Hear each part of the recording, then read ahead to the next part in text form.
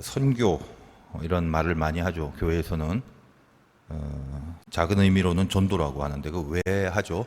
어렸을 때부터 교회 다닌 사람은 선교, 전도 이렇게 대한 좀 압박감, 부담감 이런 거 많이 갖고 있었단 말이에요. 그래서 목사님들이 보통 전도 뭐 안 하면은 그 사람이 예수 믿는 사람 맞냐, 증인이 되라고 했는데 이제까지 살면서 몇 명 전도했냐 막 그렇게 압박을 주고 연초에 보면 막 계획서에 뭐 성경 몇 독, 뭐 전도 몇 명. 네, 그래서 부담을 많이 가지게 만듭니다. 뭐 여러 가지 측면에서 좋은 쪽만 본다면 뭐 거룩한 부담이라고 생각하겠죠. 근데 제가 왜 하는 것입니까? 전도나 선교는 한마디로 말하면 하나님을 알리는 거죠. 이 세상이 하나님을 모르니까 일단은 세상 앞에 하나님인 당신을 이제 알려야 되잖아요. 그리고 나서 이제 구원을 시작하시지 않습니까? 구원이 제일 중요한 것이기 때문에. 근데 이제 구원을 하나님을 모르는데 무슨 구원을 하겠어요? 인간을 하나님이 만드셨는데 그 인간이 왜 하나님을 모르고 살아가죠? 그 이유는 뭐 하나밖에 없는 거죠. 죄 때문입니다. 멀어져 버린 거예요. 떨어져 나간 거죠. 자, 이렇게 수없이 많이 들었던 얘기를 이제 식상하게 하기 시작하면 서서히 이제 졸음이 오기 시작하는 거예요. 나 다 알고 있는데 그 사람이 머리로는 알고 있는데 이렇게 가슴이 뜨거워지지 않는 상태로 시간이 가면 그때부터 졸리는 거예요. 그러나 이 뻔한 이야기지만 여러분이 머리에서 이제 가슴으로 내려가는 과정이 중요하니까 좀 진지하게 좀 들어봤으면 좋겠어요. 멀어져 버린다는 게 얼마나 슬픈 거야.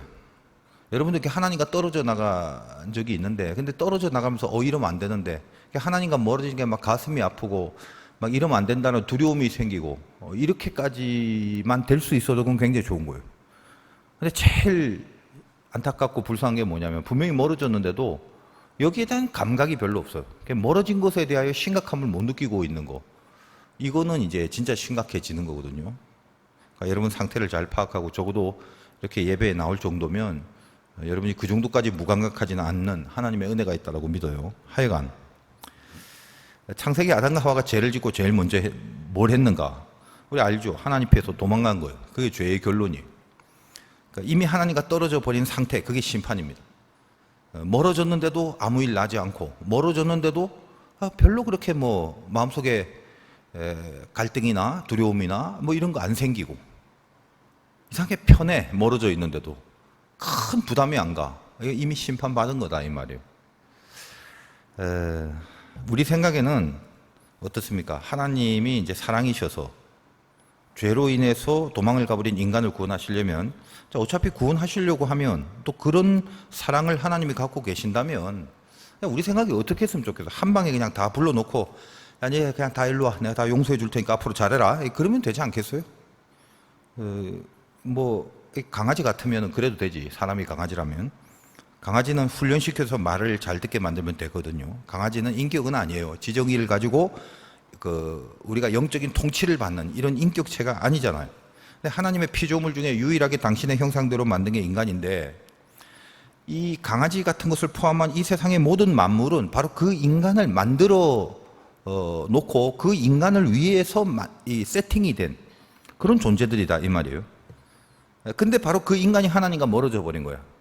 그러니까 로마서의 표현에 의하면 세상의 모든 것들도 인간이 하나님과 멀어져 버리니까 인간에 의하여 통치받아야 될 세상의 피조물도 하나님과 멀어질 수밖에 없는 것이고, 그래서 피조물에 고대하는 바는 하나님의 아들들의 나타남이라는 탄식들이 나올 수밖에 없는 거죠. 뭐 지구상의 뭐 공해 문제, 대기 문제, 오염 문제, 기타 등등 이 모든 것들, 세상이 아파하는 것도 사실은 인간의 삐뚤어짐 때문에 그렇다라는 거거든. 일단 그러면 어떻게 해야 돼? 인격적인 변화를 통해서 인간이 스스로 하나님께 붙어 있는 거, 그걸 스스로 좋아하고 그걸 바라고 소망하는 그런 인격으로서 하나님 앞에 다가가야 하는 거잖아요. 무조건 강아지 훈련시키듯이 야 일로 와 일로 와, 다 용서해 줄 테니까.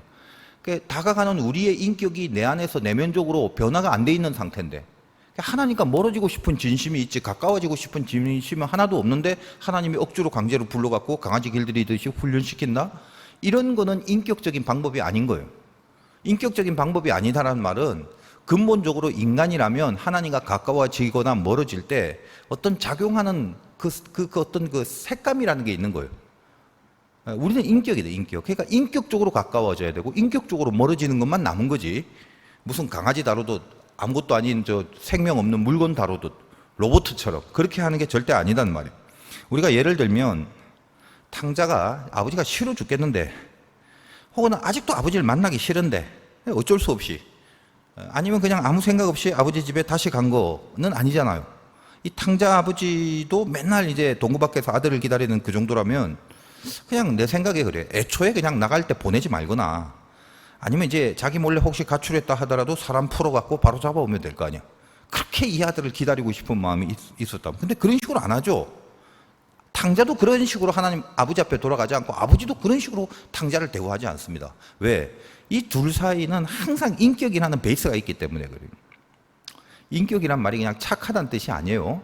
지정의를 갖고 있는 영의 통치를 받고 있는 그 혼을 갖고 있는 존재감. 이게 이제 인격이에요. 그러니까 아버지도 그런 식으로 강제로 안 하고 맨날 기다리기만 해. 그리고 이미 그 기다림 속에는 우리가 알다시피 어때요? 이 아들이 돌아오기만 하면 내가 어떻게 해줘야지 하는 그런 플랜들이 다 짜여져 있지 않습니까? 그리고 이제 탕자는 이제 돈 갖고 나가고 편안하게 살다가 실적 나고 돈 떨어져서 그래서 그냥 아버지 집으로 온 건가? 아니죠. 편안하게 쓸 거 다 쓰고 없네 이제 가야겠다 이런 식의 인생이 아니었어. 탕자 여러분 알잖아. 죽도록 고생하잖아. 그렇게 당했던 모든 고난이 탕자에게 무엇을 줬습니까? 하나 준 거지, 하나. 아버지 집에 가는 게 제일 좋다라는 각성. 그 깨달음을 준 거예요.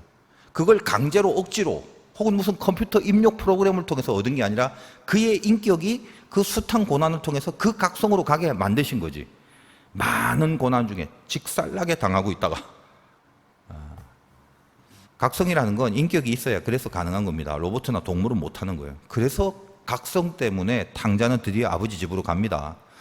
가서 또 이거 싫으면 또 나와야지 이렇게 하는 거 아니야. 이미 아버지와 함께 하는 그것이 가장 좋은 것이라는 걸 다 알아버린 거예요. 그래서 자기 발로 자기가 제일 좋아하는 그곳을 향하여, 옛날에는 그게 제일 좋은 줄 몰랐는데 이제 그것이 제일 좋은 줄 알고 그곳을 향해서 돌아오는 거, 그걸 회심이라고 합니다. 사실 여러분 모두가 하나님 앞에 제대로 서려면은 이런 인격적인 회심이 일어나야 되는 거지. 내가 아버지를 제일 좋아하고 하나님과 가까이 있는 것이 제일 좋다는 감각들이 조금씩 내 안에서 커지고 깊어져야 되는 거예요. 하나님이 여러분을 그렇게 몰고 갈 겁니다. 난 지금 아직 아닌데 뭐 아니겠죠. 아니지만 뭐 염려하지 마세요. 저 패소라도 그렇게 아니지. 하여간 깊은 고난 가운데 그것도 좀 마음에 안 드나. 하여간 불시험 이런 것도 마음에 안 드나. 하여간 여러분들을 그러지 않으면 안 되게끔 굴리셔서 여러분의 인격이 그렇게 항복하게 만드는 어떤 섭리와 조치를 감행하실 것입니다. 왜냐하면 하나님이 여러분을 사랑하기 때문에 그래요. 그래서 아버지는 이 돌아온 탕자를 정말 사랑하는 아들로 대우를 해주지 않습니까? 그게 탕자 비유죠. 자, 이런 사건을 이스라엘의 역사 가운데 한번 생각을 해보세요. 아담의 범죄 이후에 이제 쭉 세월이 흘러도 계속 죄짓고 계속 노아 심판을 당. 그 홍수 심판이 있는데도 여전히 그 뒤에 인간은 죄를 저질러 갔고. 그래서 하나님이 아브라함을 불러 믿음의 조상을 만들잖아요. 그 아브라함을 다루실 때도 그냥 뭐 틱틱 몇 마디 하고 야 아브라함아 믿음 가져라. 내가 널 위해서 자손을 번성하게 하나. 응? 뭐 어쨌든 간에 뭐 내가 널 믿음의 아버지로 세울게. 이런 식으로 똑바로 해. 뭐 이렇게 한두 마디나 명령 한두 번으로 만든 게 아닙니다. 아브라함도 무지하게 굴려요. 여러분 그 창세기 아브라함의 사건을 보면 알게 됩니다. 그리고 그 아버지는 그 믿음의 조상이 되는 그 위치를 이 아브라함의 가문을 통해서 이루는데 그 아브라함의 가문을 통해서 이제 이스라엘이라는 걸 형성하죠. 야곱 시대 이후에. 그리고 그 민족을 애굽에 종살을 시키고 이제 그 애굽에서 400년 정도의 종살이 이후에 그걸 끄집어내려고 하는 거예요. 자, 그럼 왜 끄집어내려고 하나 출애굽은? 여러분 알잖아. 가나안으로 보내려고. 가나안에 가서 뭐 하게 그 땅에 가서. 거기서 이제 뭐 농사 짓고 배부르고 잘 살라고 그런 의도로 보내나? 아니죠. 여러분 여호수아서를 보면 알겠지만 가나안은 농사짓고 등 따시고 배부르게 룰루랄라 하고 쉬는 데가 아니었어요. 그 약속의 땅, 젖과 꿀이 흐르는 땅, 말은 그렇게 했지만 실제로 들어갔을 때 가나안은 처음부터 끝까지 전쟁이었어요. 땅 따먹게 하는 데가 가나안이. 그러니까 전쟁 시키려고 끄집어낸 거예요. 좀 잔인하게 말하면. 그러나 뭐 알다시피 그 전쟁은 하나님이 해주시는 전쟁이기 때문에 영광만 늘 남게 되는, 영광의 결론만 얻는 그런 전쟁이었잖아요. 자, 그 왜 전쟁을 합니까? 땅 따먹기가 뭐야? 나라를 뺏는 거죠. 하나님은 당신의 나라를 이 모든 세상 위에 세우시려는 거예요. 하나님의 소원은 모든 인간의 구원입니다. 당신이 만들고 사랑하는 인간이 죄 때문에 하나님과 멀어졌어. 그거 어떻게 할 거야? 이걸 불러드리고 싶은데 불러야 되는데 인격으로 불러야 된다는 말입니다. 어떤 명령 아니면 강제성 이런 게 아니다 이 말이에요. 그래서 그 인격으로 구원시키는 전체의 구원의 과정에 오늘 말씀 제목이 진행 뭐라고 했지? 작업 진행? 진행 작업? 뭐 이런 거였는데 그 진행하는 과정을 이 출애굽기를 통해서 우리가 좀 터득을 하라 이 말이에요. 당신이 만든 자녀를 당신의 자녀로 존재케 하고 싶은 게 하나님의 마음입니다. 하나님의 소원은 모든 인간의 구원이죠. 만약에 당신의 자녀로 남지 않으면, 당신의 자녀로 존재케 되지 않으면 그 운명이 뭐냐면 멸망이고 죽음이거든. 둘 중에 하나야. 하나님의 자녀냐 마귀의 자녀냐. 이거는 운명론이고 존재론이에요. 뭐 이 중간에 어중쩡한 데는 없어. 그러니까 하나님 백성 되냐 지옥 백성 되냐 그겁니다. 그래서 모든 인류를 구원하시려고 한 하나님의 마음, 그게 사랑이에요. 뭐 이게 전문용어로 만인 구원론이라고 그러는데, 이 감리교는 이제 이 신학이 있습니다. 만인 구원론. 우리가 이제 개신교 중에 감리교, 장로교 이런 게 조금씩 다른데 사실은 이제 핵심은 똑같은데 강조하는 부분이 좀 다를 뿐입니다. 오늘 뭐 그걸 다 설명할 수는 없고, 하여간 이제 감리교, 우리가 하고 있는 감리교가 뭐 제일 좋아서가 아니라 그냥 어쨌든 간에 그 만인 구원이라는 이 포괄적인 하나님의 사랑. 그래서 웨슬리가 주창하는 모토가 세계가 나의 교구다. 화수동만 나의 교구다가 아니야. 항상 세계를 보는. 세계라는 말은 그만큼 스케일이 넓다라는 게 의미도 되겠지만 하나님이 바라보는 관점이 뭐냐. 하나님이 얘만 구원시켜 줄 거다. 이런 게 아니라 하나님의 근본적인 베이스는 모든 인류의 구원이다라는, 이게 이제 하나님의 가장 깊은 소원이지. 열 손가락 안 깨물어서 뭐 깨물어서 안 아픈 데가 어디 있겠어요. 그게 하나님의 마음이다라는. 근데 이제 예정론을 주장하고 있는 장로교는 그걸 좀 특화시켜서 하나님이 우리를 구원한다는 사실만큼은 틀림없는데 그 부분을 워낙 좀 강조를 하다 보니까 선택된 무리들만 이제 구원을 얻는다라고 아예 규정을 이제 해버리는 건데, 하여간 왜 그런 말을 했는가를 안다면 전체적으로 이해는 됩니다. 그러니까 오늘 뭐 그런 말을 할 건 아니고, 어쨌든 이 하나님이 인간을 향해 가지고 있는 그 소원, 모든 인류를 사랑하는 자녀로 삼고 싶은 하나님의 마음, 그것만큼은 명백한 이 성경 속에 흐르는 하나님의 심정이더라라는 것입니다. 물론 이제 그런 하나님의 심정과는 달리 인격적인 방법으로 구원을 얻어야만 되기 때문에 인간이 다 그렇게 구원을 받는다는 건 현실적으로 불가능이지. 하나님의 능력이 모자라서 우리를 구원 못 시키는 게 아니라고 말씀드렸습니다. 구원은 뭐다? 능력이 아니죠. 능력으로 되는 게 아니라 사랑으로 되는 거예요. 구원이라는 건. 근데 그 사랑이라는 건 인격의 대상, 인격으로서의 대상에게 적용되는 거예요. 그래서 하나님의 사랑을 받으려는 인격, 그리고 그 하나님의 사랑을 받고자 원하는 영적인 인격이 우리 안에 만들어지지 않으면 우리에게 구원이라는 건 사실 있을 수 없는 겁니다. 그래서 이제 아브라함부터 시작해서 이스라엘을 만들어 가시고, 그리고 가나안이라는 것은 그 작은 한 민족이 가나안이라는 곳에 들어감으로부터 세상을 향한 포문을 여는, 이 세상의 모든 만민을 하나님의 자녀로 끌어모으려고 하는 하나의 하나님의 도구의 시작점, 이것이 가나안 입성이라는 것입니다. 하나님이 이미 그런 큰 그림을 그리고 계신 거죠. 어떻게 해야지 저 애들이, 저 자녀들이 내가 사랑하는 그 인격으로 나에게 다가올 수 있는가라는 그 큰 플랜들을 인간과 서로 인격적인 교류를 통하여 그걸 만들어 나가시는 분이 하나님이다라는. 그러니까 여러분, 하나님은 굉장히 실존적인 분이에요. 저 멀리서 우리를 그냥 뭐 이렇게 손가락 몇 개로 지시하고 다스리시는 이런 분이 아니라 끝없이 우리와 교류하는 거예요. 여러분들 이제 결혼하고 자녀들 낳으면 그 말귀도 못 알아듣는 애한테 열심히 설명하잖아. 그 아버지가 아니면 그렇게 못하지, 부모가 아니면. 옆에서 보면 저 말귀도 못 알아듣는데 뭐 하려고 저렇게 열심히 설명하나, 이런 생각을 하게 됩니다만, 사실은 부모의 사랑의 심정이라는 건 그게 아니야. 그 애와 인격적인 관계가 있는 거거든. 하나님도 마찬가지라는, 그걸 우리가 이해를 해야 돼요. 그래서 우리를 오늘 말씀해 보면 주님의 군사라고 부르죠. 군사. 그런 걸 여러분이 느꼈는지 모르겠는데, 지금 이스라엘 백성들이 군사일 수가 없잖아. 노예로 지금 살고 있는데. 근데 오늘 뭐라고 합니까? 4절 한번 보면, 바로가 너의 말을 듣지 아니할 터인즉 내가 내 손을 애굽에 뻗쳐 여러 큰 심판을 내리고 내 군대 내 백성 이스라엘 자손을 그 땅에서 인도하여 낼지라. 하나님의 표현을 보라고. 그 지금 노예 생활하고 힘들어 죽겠는데 말도 제대로 안 거고 보니까 이렇게 별로 싹수도 안 보이는 그런 친구들한테 내 군대 내 백성, 항상 이걸 빠뜨리지 않아. 이 본문만 봐도 항상 나의, 하나님 자신의 군대, 자신의 백성. 참 이게 어떻게 보면 이렇게 계속 읽어보면 참 찡한 부분이에요. 나를 향하여 하나님이 이렇게 부르시고 있다는 것이. 자, 이렇게 군사라고 부르는 이유가 뭐다? 우리가 세상을 하나님께 돌이키게 하는, 가나안 땅으로 들어가서 세상을 끌어들이는 시발점이 된 것처럼 하나님의 인격적인 도구들로 우리가 쓰임을 받고 있기 때문에 이 거대한 영적인 전쟁을 치룰 수 있는 하나님의 군사들, 그런 의미란 말이에요. 그러니까 잘 생각을 하면은요, 달랑 애굽의 그 노예 신분을 면하게 해준다는 차원이 아니야, 출애굽은. 그보다 더 큰 그림이 있죠.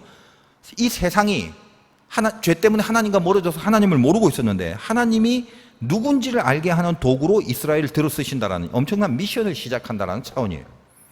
그래서 이미 호칭부터 다르잖아. 그 노예들한테 백성, 나의 군대, 나의 백성이라고 합니다.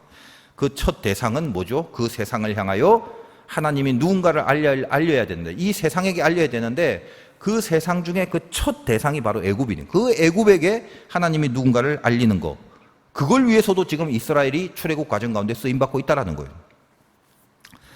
이제 뭐 뒤에 나오겠지만 10가지 재앙이 그런 것을 시사하는 거죠. 애굽이라는 거는 알다시피 다신론 국가거든요. 모든 게 다 신입니다. 그러니까 수많은 신들을 숭배하는 애굽에서 하나님이 그 애굽의 많은 신들을 격파해 나가는 거, 그것이 10가지 재앙 속에 담겨져 있는 굉장히 중요한 영적 의미거든요. 이제 다루게 됩니다. 이스라엘 백성들이 믿고 있는 하나님, 그래서 바로가 처음 모세의 얘기를 들었을 때 뭔 소리냐, 하나님이 도대체 누구냐, 무슨 귀신 씨나락, 이렇게 반문했던 그 하나님이 그 재앙을 통해서 그 애굽의 그 인식 속에 오라, 하나님이란 신이 있네. 근데 이게 엄청난 거야. 도대체 하나님이 어떤 신이길래 이렇게 모든 것들을 박살내는가? 애굽이 느끼고 애굽이 깨닫게 하신다는 말이죠. 그러니까 단지 어떤 고통을 주고 고난을 줘갖고 하나님을 안 믿는 자들을 이렇게 매로 팬다라는 차원이 아니라, 이 이스라엘을 통하여 세상에 하나님이 누군가를 알리는 그 첫 관문으로 애굽이란 나라, 그리고 이제 거기서부터 빼내서 가나안으로 가서 저 세상을 향하여 하나님이 누군가를 왜요? 모든 세상의 자녀들을 구원시키고 싶은 하나님의 마음이에요. 그들이 죄 때문에 하나님을 모르고 하나님과 멀어졌기 때문에 그걸 그 상태로 내버려 둘 수가 없어서 하나님이 당신이 사랑하는 이스라엘을 먼저 세워주시고, 그들이 잘나서가 아니라 참 못났기 짝이 없는데 그들을 통해서 당신의 은혜의 통로로 삼으시는 이 하나님의 큰 구원의 그림을 갖고 있더라는 것입니다. 4절과 5절, 본문 7장 4절. 바로가 너희 말을 듣지 아니할 터인즉 내가 내 손을 애굽에 뻗쳐 여러 큰 심판을 내리고 내 군대 내 백성 이스라엘 자손을 그 땅에서 인도하여 낼지라. 내가 내 손을 애굽 위에 펴서 이스라엘 자손을 그 땅에서 인도하여 낼 때에야 뭐랍니까? 애굽 사람이 나를 여호와인 줄 알리라 하시매. 이렇게 되는 거예요. 그러니까 그 애굽으로 하여금 하나님이 뭔가라는 걸 명확하게 가르쳐 주는 거예요. 이런 의도가 있는 거죠. 이스라엘에게 이런 이야기를 하는 것은 첫째는 이스라엘 자체를 군대로 만드시고 단련시키는 그런 의미에서 하나님이 되는 거고, 둘째로는 그래서 그 백성들이 아브라함처럼 하나님을 분명히 이제 믿게 되는 그런 계기를 주는 것이고, 그 다음에 이 애굽이라는 세상에 대해서는 하나님이 어떠한 분인가를 나타내 보여주시는 그런 계시가 되는 거예요. 이 출애굽이라는 사건이 주는 그 기능들이 이렇게 되는 것이다 이 말이에요. 애굽을 향하여 하나님이 누군가, 그리고 당신이 만드신 자녀로 하여금 더 강력한 군대를 만드는 거예요. 이 두 가지. 우리도 동일하죠. 우리가 하나님을 믿고 있다는 건 뭐냐면 우리로 하여금 더 강하게 단련시켜서 우리가 만나는 세상, 우리가 만나는 사람, 우리가 당하는 사건 속에서 하나님이 누군가를 알리게 하는 도구로 쓰임받는 거. 이게 신자의 인생이랍니다. 요 감각을 갖고 있어야 돼요. 맹하니 살면 안 돼요. 의미가 없지. 그러면 우리가 신앙을 갖고 산다는 게. 영적 원리를 알아야 승리가 있는 것입니다. 고난이 오는데 여러분 인생 가운데도 이게 쉽지가 않아. 이 고난이 해결되는 데까지 시간이 많이 걸려요. 그래서 참 기다리기가 힘들 정도로 묘연할 때가 있어요. 이게 언제 해결될지 묘연한 그런 고난들이 우리 주변에 있다는 거예요. 당하고 있는 사람도 있고, 뭐 앞으로 당할 것이고. 난 그런 적 없는데요. 그건 이제 사생활하고 성경이 얘기를 하는 것이고. 바로의 마음을 완악하게 한다는 표현이 나옵니다. 조금 이상하죠. 뭘 끄집어낼 거면 하나님이 그냥 아예 완악한 바로라도 한 방에 쳐서 순하게 만드는 게 더 원칙이지, 어찌 보면 순한 바로를 더 고집세게 만든다라는 뉘앙스로 받아들일 정도의 그런 표현이잖아. 3절 보세요. 보면 내가 바로의 마음을 완악하게 하고 내 표징과 내 이적을 애굽 땅에서 많이 행한다. 뭐 하려고 완악하게 만들어? 이런 좀 의문사항이 생긴. 의문사항이 안 생기면 또 할 수 없어요. 근데 여러분 이런 거를 우리 삶 속에 한번 적용을 시켜봐요. 아까 말한 것은 이 큰 그림 속에서 하나님이 하나하나씩 다스리시는 섭리 가운데 필요하기 때문에 한 것들인데 어쨌든 다 빼고 바로를 왜 완악하게 만들까? 우리에게도 마찬가지죠. 고난이 올 때 그 고난이 완악해집니다. 바로처럼. 쉽게 물러가지 않는 경우가 있죠. 왜 그런다고 그래요? 내 군대 내 백성 만들려고 한다는 거예요. 이유는 그거 하나예요. 우리에게 다가오는 고난이 너무 짜증이 나. 너무 완악해. 해결이 금방 안 돼. 근데 하나님이 우리의 고난을 금방 해결 안 해주실 때가 있단 말이에요. 차라리 안 믿는 사람이라면 동일한 고난을 만났을 때 금방 해결할 수 있는 해법들이 보이는데 오히려 반대로 신자들은 저 세상 사람들과 동일한 고난 앞에서도 굉장히 질이 멸렬하게 오래 걸릴 때가 있어요. 물론 또 반대가 있지. 저 세상 사람들은 엄두도 안 나는 고난이 우리는 한 방에 해결될 때도 있단 말이에요. 왜냐하면 하나님의 컨트롤 속에 있기 때문에 하나님 뜻 가운데 있는 거거든. 하나님은 고난이 중요한 게 아니야. 이룰 걸 이루는 게 중요하다는 거지. 이제 그게 하나님의 목표가 되기 때문에 그렇습니다. 그러니까 이제 야, 너 고난 심하지? 그 하나님이 널 만들기 위해서야. 이런 말 수없이 들으니까 이거 들으면 좀 짜증이 날 때가 있어요. 특히 은혜 떨어지면 제일 짜증 나는 게 이거예요. 지금 싫어 죽겠는데 내가 연단 받기도 싫은데 왜 자꾸 고난을 계속 준다는 말이야? 이러면서 대들고 그럽니다. 저는 예전에 좀 그런 적이 많아요. 맨날 고난 얘기하면서 고난은 연단을 받고 그래서 그 고난을 당하면 그걸 통해 뭘 하나님 만들어낸다고 하는데 그건 알겠다 이거예요. 근데 제발 말로 좀 해라. 말로 좀. 여러분이 고난을 지독하게 당한 사람은 지금 제 말을 이렇게 좀 이해를 할 수 있을 거예요. 하나님, 내가 좀 알아서, 저 똑똑한 사람이에요. 맑게 알아들어요. 그러니까 알아서 좀 만들어질 테니까 자꾸 이 고난을 완악하게 하지 마시고, 하여간 쉽게 풀리지 않으면은요, 제가 뭘 만들어지는 캐릭터가 아니라요. 저는 삐뚤어지는 캐릭터예요. 그러니까 하나님 그냥 말로 좀 한번 해보세요. 내가 잘하나 못하나 한번 봐주세요. 완악하게 질질 끄지 마시고요. 이스라엘에게 다가오는 바로의 완악함, 이게 지금 오늘날 우리로 치면 우리에게 다가오는 고난의 완악함과 비슷한 거예요. 어떤 의미에서 그 완악함을 통해 노리고 있는 하나님의 마음이 동일하다는 차원에서 그런 거죠. 우리는 그런 녹두리가 있지만 근데 하나님은 압니다. 우리 수준을 잘 알고 계시기 때문에 내버려 두면 망할 게 뻔하기 때문에 말로 할 수가 없는 거예요. 말로 한다고 자신 있어 하지만 늘 그래 왔습니다. 실제로 말해서 들은 적이 없어요. 그럼 알다시피 광야에서 비슷한 시험이 있잖아요. 만나 사건. 만나라는 것이 이것이 무엇인가? What is this? 그 뜻이 그겁니다. 만나라는 것이.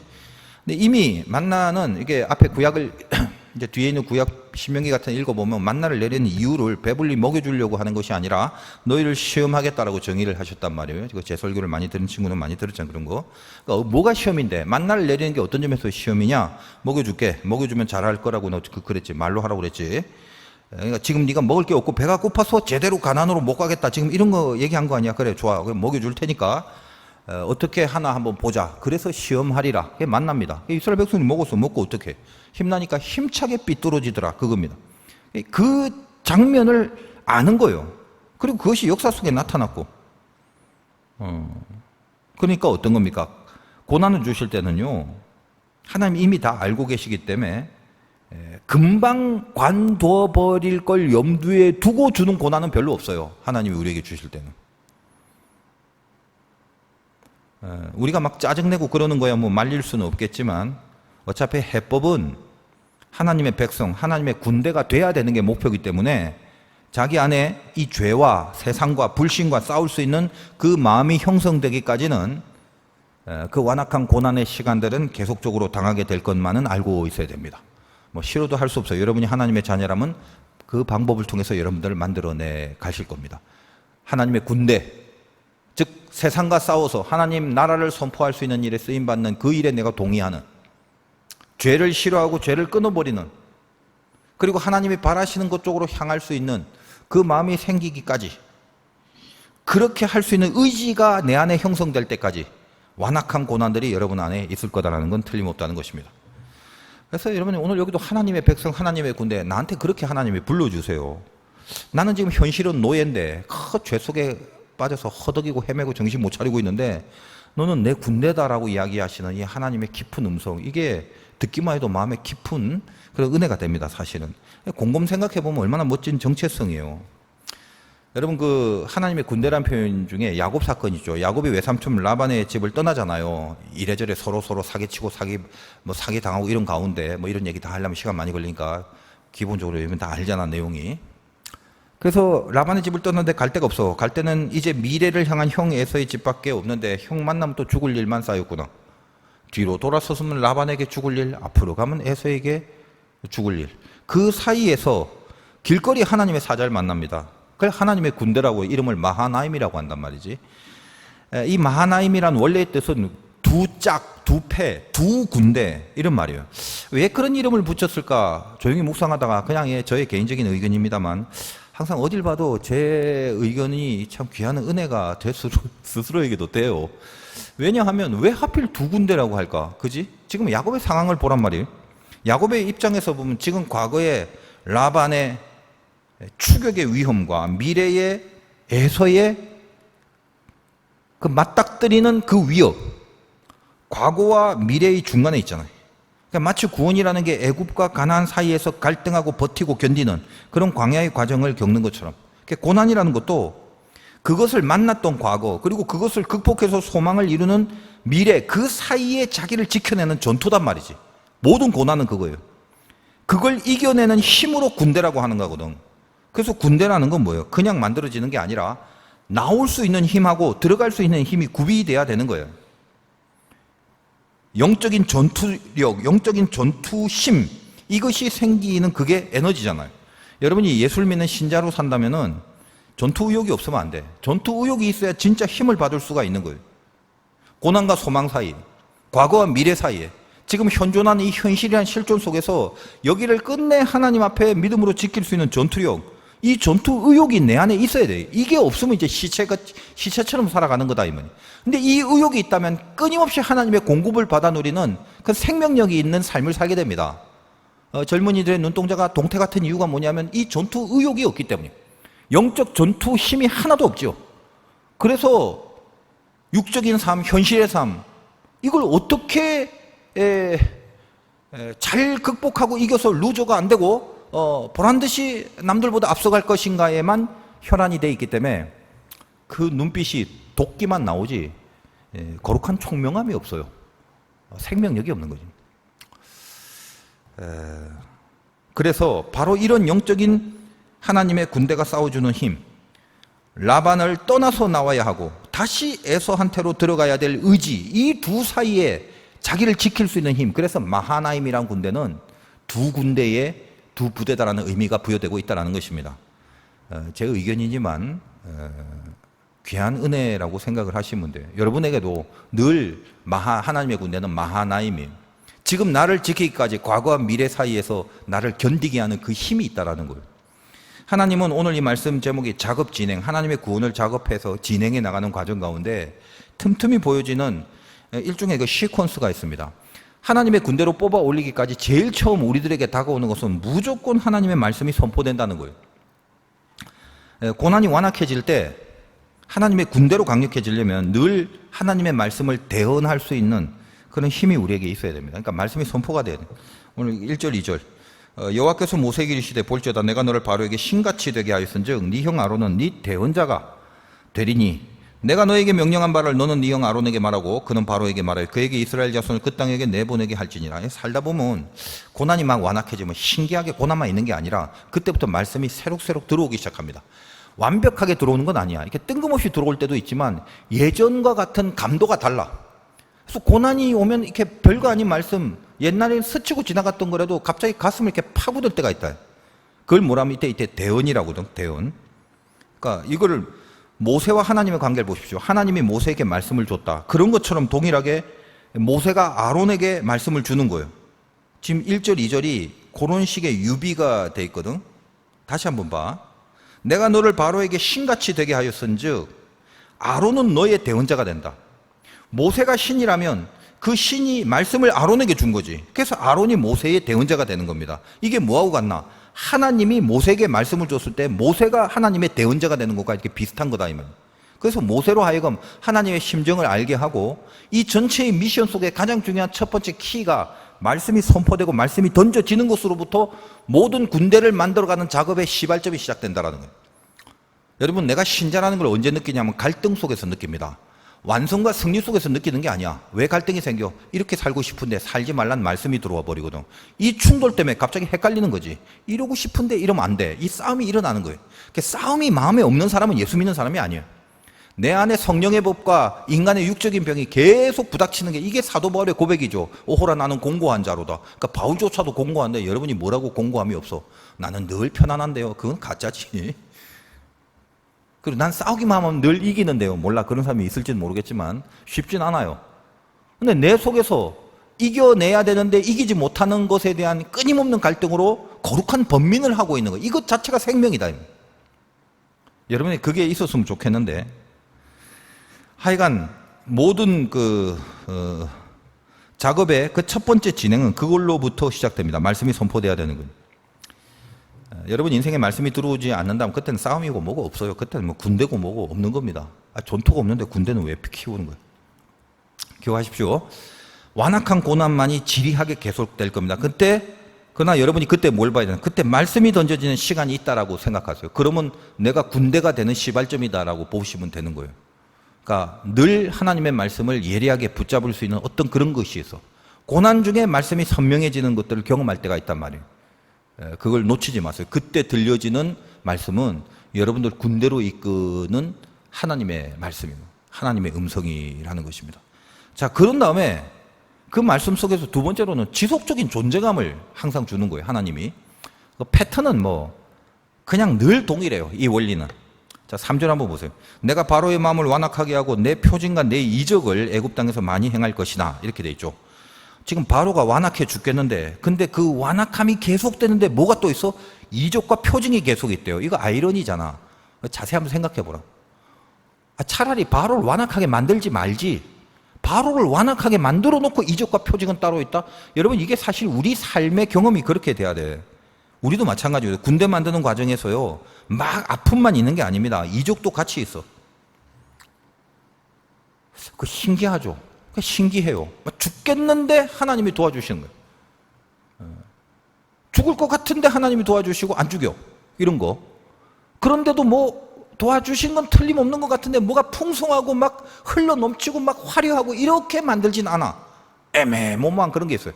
제가 뭐 이런 그 이론을 제 인생의 경험 속에서 제일 절실하게 막 너무 리얼하게 경험했던 것이 그 예전에 저 먼 나라에 가서 힘들어 죽겠을 때 그때였거든. 뭐 완전히 다 내장이 다 터져버려 갖고 그렇게 아픈 가운데 있는데 아무리 기도를 해도 하나님 내가 죽는 겁니까라고 기도를 해도 안 죽는데 하나님 나와 함께 하신대. 그래서 내가 살고 싶어서 만들어낸 음성인가? 그래서 여러 번 점검을 했지만 끝없이 함께 하신다는 거예요. 그러니까 저희 불만이 뭐였냐면 함께 하신다면 살려주는 건 둘째치고 제발 아프지 좀 않게 해달라고. 여러분 한번 그 아파 보면요, 여러분 아마 그 못 견딜 건데 아파서 쇼크가 오는 그런 정도까지 혹시 아파봤어요? 요즘 뭐 예방 접종하니까 막 열이 나요, 뭐 이를 쌌는데 여러분 진짜 심각하게 몸이 열이 나면요, 막 춥고 떨리고 이 정도가 아니라 자기 몸을 그 무조건 반사 있지, 무릎 팍 치면 무릎이 팍 올라오듯이 이 몸이 튀겨요, 열 때문에. 그런 경험은 또 참 그 생소한데, 하여간 다시 돌아가라면 못 돌아가겠지만 저한테는 굉장히 귀한 경험이에요. 아픔이 뭔가를 알았던 그런 경험이 됐는데, 하여간 그때 늘 하나님 앞에 이 정도 아프면 사람 죽는 거 아니냐고, 고개만 돌리면 막 구토가 나왔고, 그런데도 하나님은 함께 하신대. 함께 하신. 한쪽 구덩이에서는 짜증이 나요. 함께 하시면 일단 안 아프게 해달라는 거예요. 하나님 지금 이거요. 이거 나 죽는 것보다 더 아프잖아요. 근데 자꾸 리듬을 타게, 아팠다 조금 또 확 또 아프게 하다, 이런 식으로. 제가 그때 느낀 게 있어요.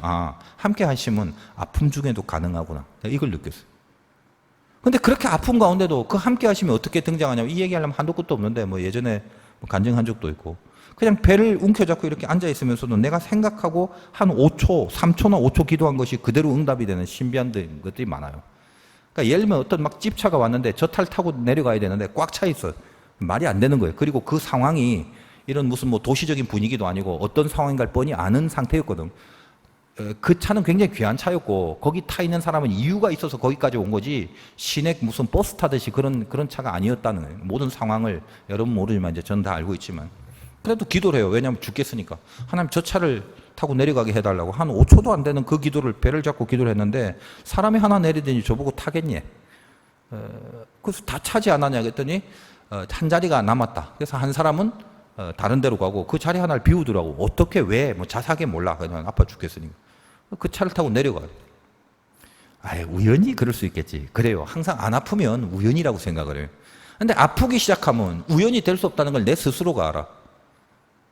그래서 이렇게 뭐 비행기 탈 때도 마찬가지지만 너무 힘들어갖고 이게 그 줄을 서고 있는데 제가 쓰러져 이렇게 털털 주저앉아서 있었는데 아 이게 참 또 체면이 잘 안 서더라고. 근데 몸이 이렇게 가버리니까 내 생각과 내 몸이 다르니까요. 이게 정말 말할 수 없이 힘들었어요.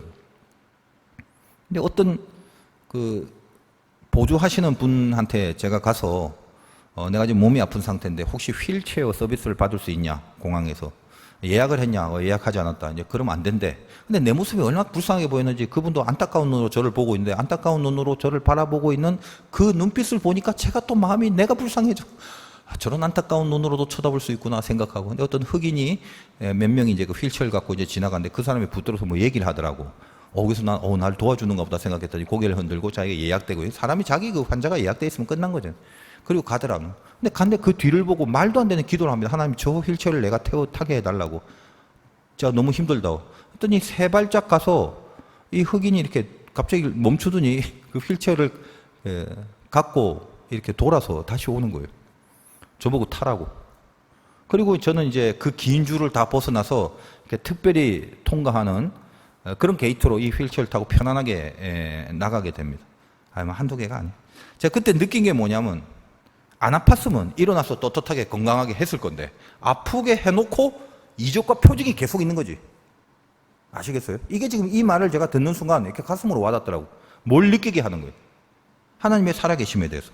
지속적인 존재감을 계속 주는 거예요. 더 이상 우연일 수가 없고 더 이상 어쩌다가 된 재수가 이런 게 아니라 하나님이 계속적으로 살아서 지속적으로 함께 하시는 거를 이걸 부인할 수 없게 만드시는 거예요. 뭐 때문에? 어떤 와중에? 고난의 완악함 중에. 이게 중요한 거예요. 그러니까 여러분을 다루시는 하나님의 깊이가 있다고. 고난의 의미를 알아야 돼. 그래서 비단 어떤 육신의 아픔만 말하는 것이 아닙니다. 뭐 다른 경우도 마찬가지예요. 신비라는 게 생기죠. 거기서 하나님의 존재에 대한 감각을 예민하게 만들어줘. 예민하게. 그러니까 촉이 세워지는 거예요. 그때부터 촉이. 모든 연계는 쉽게 말하면 일종의 파장과 같습니다. 여러분이 여기서 라디오 안테나를 높이 세우면 높이 세울수록 여기에 떠도는 주파와 전파를 잘 받겠지.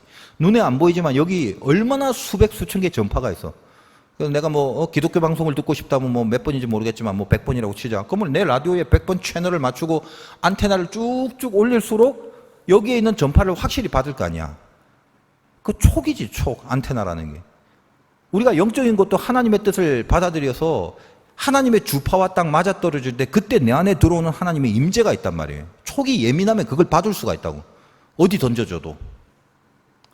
그거를 이 지속적인 존재감 속에서 계속적으로 훈련해 나가는. 최근에 이제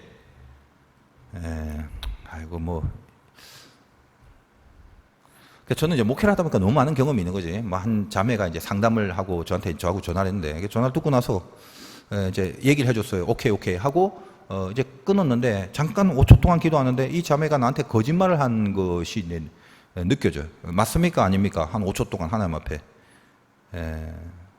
이건 이거다. 그래서 좀 갈등을 하다가 바로 연락을 했어요. 너 지금 이렇게 했네. 어떻게 알았니? 그걸 뭘 어떻게 알아? 그건 내가 무슨 무당은 아니지만 적어도 진심으로 거기에 집중하고 있고 그런 모든 것을 관여하시고 다스리시는 하나님인데 하나님이 저에게 그런 영역을 안 준다면 내가 어떤 힘으로 목회를 하겠어요? 뭐 영성이 없으면 그때부터는 안 되는 거예요. 여러분 무당들도요. 작도 못하면 그걸로 끝이에요. 하나님이 주시는 힘이 없다면 못하죠. 자기 어떤 실력, 자기의 무슨 뭐 인간적 조건 이런 거 갖고 하는 게 아니라는 거예요. 모세도 갖고 있는 게 아무것도 없었지. 근데 붙들림이 있잖아.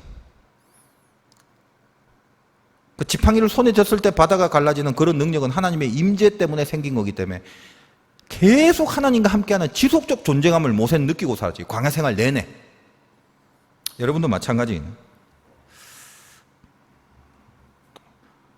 뭐 이런 얘기를 하면 한도 끝도 없는데 생략하고, 어쨌든 이 작업 진행의 과정을 잘 보십시오. 여러분에게 말씀을 던져놓고 그 말씀 속에 싸움을 일으키시고, 그런 가운데 이 고난의 계속적인 완악함 속에서도 계속적으로 지속적인 존재감을 하나님이 주십니다. 그때마다 여러분 촉이 계속 발달되어 있어야 돼요. 그러니까 평소에 하나님 앞에 그런 촉이 안 서 있으면 백날 천날 살아도 무감각 속에 살아가요. 그럼 여러분에게 능력이 없어요. 세상 사람들과 똑같이 뭐. 그리고 나서 이제 그런 것들이 점점점 촉이 세워지면서 그 다음에 세 번째로 뭐니까 확신을 갖고 부닥치게 되는 거예요. 무대뽀가 아니에요. 이 거룩한 이 안에 영적 확신, 이것을 갖고 부닥칩니다. 여러분 아브라함 같은 경우 대표적이죠. 아무것도 모르잖아. 아브라함은 아버지 데라가 우상을 섬긴 사람이었고, 아버지는 아브라함 살면서 처음부터 신앙이 있었던 사람이 아니야. 그러니까 흉년 때문에 뭐 애굽으로 가서 뭐 자기 와이프를 막 누이라고 속이고 얼마나 그 남자로서 안 되고 덜 된 모습을 보여요. 그러나 기가 막힌 이적들과 표적들을 만나잖아. 뭔지 몰라도. 그렇게 도망가고 막 기근을 해결하려고 피해 다니는 뭐 이런 여러 가지가 어려운 입장 가운데서 이렇게 조금씩 던져주시는 지속적 존재감을 느끼지. 그러니까 나중에 이제 간이 점점점 붓게 되니까 촉이 발달돼. 소돔과 고모라의 그 국지전 속에 자기 조카 롯을 구하려고 달랑 318명 데리고 가갖고 이기잖아. 그걸 데리고 갈 수 있는 용기가 어디서 생겼냐면 아브라함의 원래의 믿음의 실력이 아니었지. 촉이 계속적으로 발달이 되니까 그 다음에 뭐가 됩니까? 점점점 확신이 생기고, 확신이 굵어지니까 부닥치는 거야. 확신을 갖고 부닥치는 거야. 4절 보세요.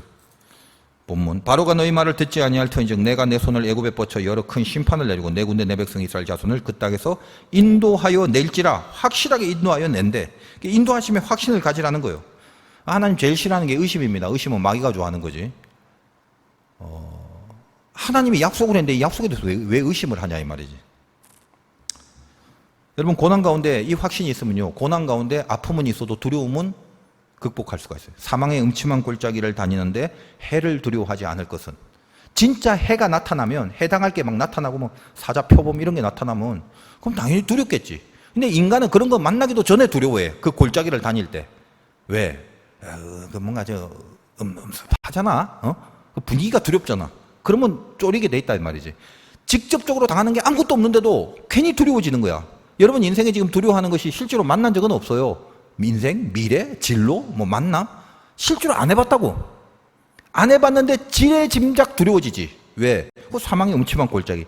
이렇게 가다간 뭐다? 끝이 절벽일 것 같다. 이겁니다. 그러나 다윗은 뭐예요? 똑같이 이렇게 갔는데 이렇게 가다간이 아니라 이렇게 가는 저 끝에는 푸른 초장과 쉴만한 물가다. 그 인도하심에 대한 약속에 붙들려 있잖아. 그러니까 해를 두려워하지 않을 것은 이란 고백이 나오는 거죠. 왜 그래요? 옆에 촉이 있잖아. 주의 지팡이와 막대기가 나를 안위하시나이다. 떠나지 않았다는 그게. 여러분이 그걸 확신하는 게 중요합니다. 그걸 확신하는 게. 저도 가끔 보면은 신앙적인 건 아니지만 그 뭐지? 요즘 뭐라고 하냐? 뭐라고 그래? 결정 못하는 사람들을 결정장애? 그런 사람이 많다고 그래요. 좀 더 좋은 거, 좀 더 나은 거 이걸 선택하려고 하니까 신중한 거겠지. 신중한 거. 이해는 하는데 뭘 결정하느냐가 여러분의 운명을 좌지우지하는 게 아닙니다. 이해하세요? 뭘 결정하느냐가 아니라 결정했을 때 내 마음의 중심이 뭔가에 따라서 그 결정한 것으로 만들어 가시는 하나님의 섭리가 있다 이 말이야. 거기 가면 망할 것 같고 저기 가면 잘 될 것 같고 그래요? 그래서 기도했더니 저기인 것 같아서 저기로 갔는데 이게 아니야. 그럼 망한 거야? 그게 아니란 말이에요. 그러니까 여러분이 이 운명을 바라보는 시선이 바뀌어져야 돼요. 그래서 저는 가끔 이제 재미삼아라도 조금 무대뽀로 아예 결정짓는 경우가 많아요. 그냥 내 안에는 스스로의 그런 확신, 거룩한 확신이 아니라 그냥 재미삼아 그런 캐릭터, 취향을 만드는 거예요. 저는 예를 들면 9월달까지는 얼죽아요. 이제 10월이 얼마 안 남아서 지금도 이제 교육자들은 커피 마시려면 저는 얼어 죽어도 아이스 아메리카노 아직까지.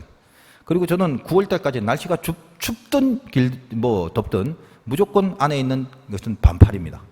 10월이 되면 아무리 뜨거워도 긴팔을 입어요. 이거는 굉장히 어리석고 무지하고 무식한 짓이지. 근데 뭐냐? 그냥 내 안에 어떤 거 확신이 10월부터 춥다 뭐 이런 확신, 9월까지는 덥다 이런 확신, 쓸데없는 건데 뭐 어때? 그러면 좀 추우면 어떻고 좀 더우면 어때?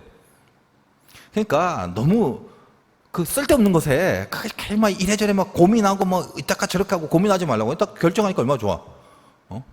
내일 얼어 죽을 것 같아서 반팔.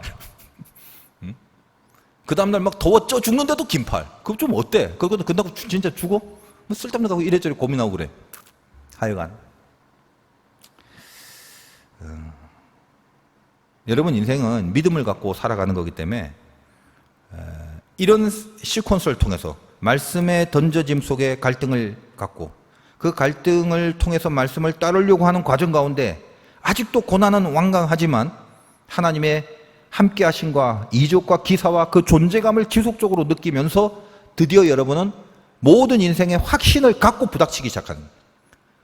거절당할 것을 두려워하지 말고 실패할 것을 두려워하지 마요. 거절당하면 어때? 패배하면 어때? 그 패배가 총체적인 운명이 아니거든. 여러분의 운명은 약속이단 말이에요. 이건 확신해도 좋은 거야. 왜? 하나님이 주신 거기 때문에. 그래서 그 약속을 믿는 중심만 여러분 안에 살아있으면 된다 이거예요. 나와 함께 하신 하나님과 나를 사랑하신 하나님과 내 구원을 이루시고야 말 것이며 나는 하나님의 자녀가 되는 것이 나의 진심인 이상 하나님이 나를 구원하시고 끌고 가시는 약속의 손길은 방해받을 수 없다라는 거예요. 그것이 뒷불 아무것도 없지만 겸손한 채로 하나님 앞에 가질 수 있는 인생의 자신감이라는 것입니다. 그게 젊은이들의 패기 아니겠어? 여러분 오늘 기도할 때 하나님 내 인생 구원시켜 주셨는데 진행 방식이 뭔가를 깨닫게 하여 주시고 내가 어느 단계에 있든지 간에 그 단계를 오늘 이 말씀의 시퀀스 속에서 잘 극복해서 넘길 수 있는 승리가 있게 해달라고 여러분 꼭 기도 속에 뜨거움 갖고 가시기를 주님의 이름으로 축원드립니다.